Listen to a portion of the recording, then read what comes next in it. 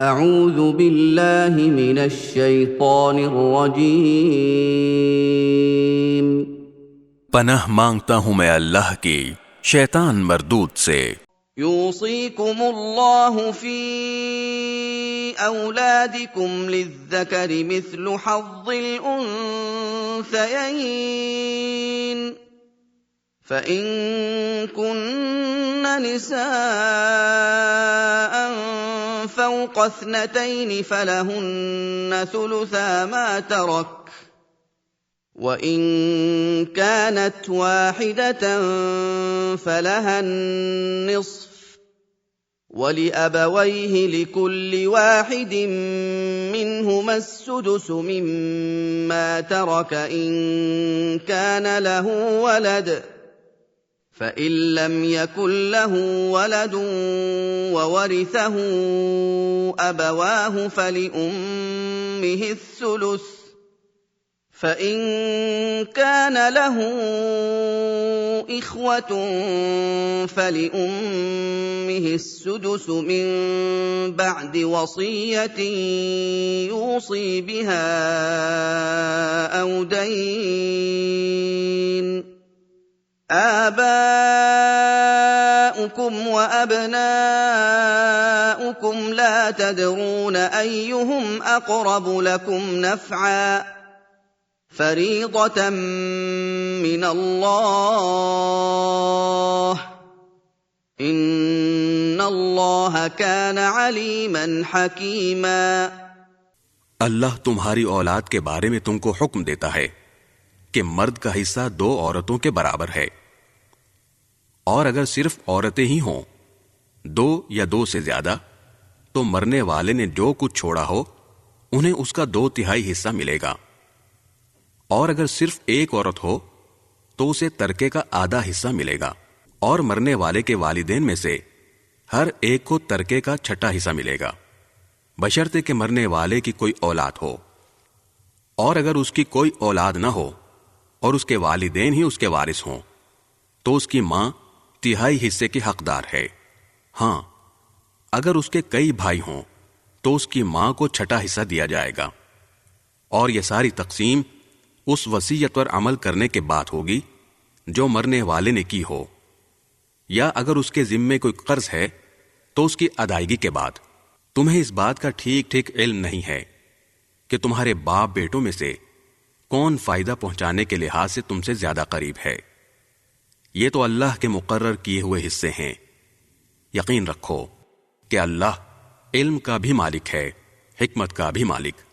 وَلَكُمْ نِصْفُ مَا تَرَكَ أَزْوَاجُكُمْ إِن لَّمْ يَكُن لَّهُنَّ وَلَدٌ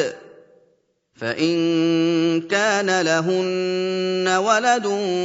فَلَكُمُ الرُّبُعُ مِمَّا تَرَكْنَ مِن بَعْدِ وَصِيَّةٍ يُوصِينَ بِهَا أَوْ دَيْنٍ وَلَهُنَّ الرُّبُعُ مِمَّا تَرَكْتُمْ إِن لَّمْ يَكُن لَّكُمْ وَلَدٌ فَإِن كَانَ لَكُمْ وَلَدٌ فَلَهُنَّ الثُّمُنُ مِمَّا تَرَكْتُم مِّن بَعْدِ وَصِيَّةٍ تُوصُونَ بِهَا أَوْ دَيْنٍ وَإِن كَانَ رَجُلٌ يُورَثُ كَلَالَةً أَوْ امْرَأَةٌ وَلَهُ أَخٌ أَوْ أُخْتٌ فَلِكُلِّ وَاحِدٍ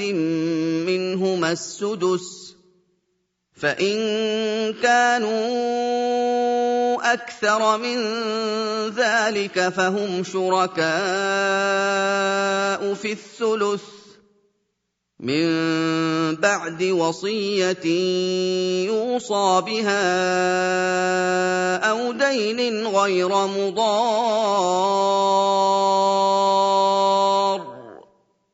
وصية من الله واللہ علیم حلیم۔ اور تمہاری بیویاں جو کچھ چھوڑ کر جائیں اس کا آدھا حصہ تمہارا ہے، بشرطے کہ ان کی کوئی اولاد زندہ نہ ہو، اور اگر ان کی کوئی اولاد ہو تو اس وصیت پر عمل کرنے کے بعد جو انہوں نے کی ہو، اور ان کے قرض کی ادائیگی کے بعد تمہیں ان کے ترکے کا 1/4 حصہ ملے گا، اور تم جو کچھ چھوڑ کر جاؤ اس کا 1/4 ان بیویوں کا ہے، بشرطے کہ تمہاری کوئی اولاد زندہ نہ ہو۔ اور اگر تمہاری کوئی اولاد ہو تو اس وصیت پر عمل کرنے کے بعد جو تم نے کی ہو، اور تمہارے قرض کی ادائیگی کے بعد ان کو تمہارے ترکے کا 8واں حصہ ملے گا۔ اور اگر وہ مرد یا عورت جس کی میراث تقسیم ہونی ہے ایسا ہو کہ نہ اس کے والدین زندہ ہوں نہ اولاد، اور اس کا ایک بھائی یا ایک بہن زندہ ہو، تو ان میں سے ہر ایک 1/6 حصے کا حقدار ہے، اور اگر وہ اس سے زیادہ ہوں تو وہ سب 1/3 میں شریک ہوں گے، مگر جو وصیت کی گئی ہو اس پر عمل کرنے کے بعد اور مرنے والے کے ذمے جو قرض ہو اس کی ادائیگی کے بعد، بشرطے کہ وصیت یا قرض کے اقرار کرنے سے اس نے کسی کو نقصان نہ پہنچایا ہو۔ یہ سب کچھ اللہ کا حکم ہے، اور اللہ ہر بات کا علم رکھنے والا بردبار ہے۔ تلك حدود اللہ ومن يطع اللہ ورسولہ يدخلہ جنات تجری من تحتها الانہار خالدین فیہا وذلك الفوز العظیم۔ یہ اللہ کی مقرر کی ہوئی حدود ہیں، اور جو شخص اللہ اور اس کے رسول کی اطاعت کرے گا وہ اس کو ایسے باغات میں داخل کرے گا جن کے نیچے نہریں بہتی ہوں گی، ایسے لوگ ہمیشہ ان باغات میں رہیں گے، اور یہ زبردست کامیابی ہے۔ ومن يعص الله ورسوله ويتعد حدوده يدخله نارا خالدا فيها وله عذاب مهين۔ اور جو شخص اللہ اور اس کے رسول کی نافرمانی کرے گا اور اس کی مقرر کی ہوئی حدود سے تجاوز کرے گا، اسے اللہ دوزخ میں داخل کرے گا جس میں وہ ہمیشہ رہے گا، اور اس کو ایسا عذاب ہوگا جو ذلیل کر کے رکھ دے گا۔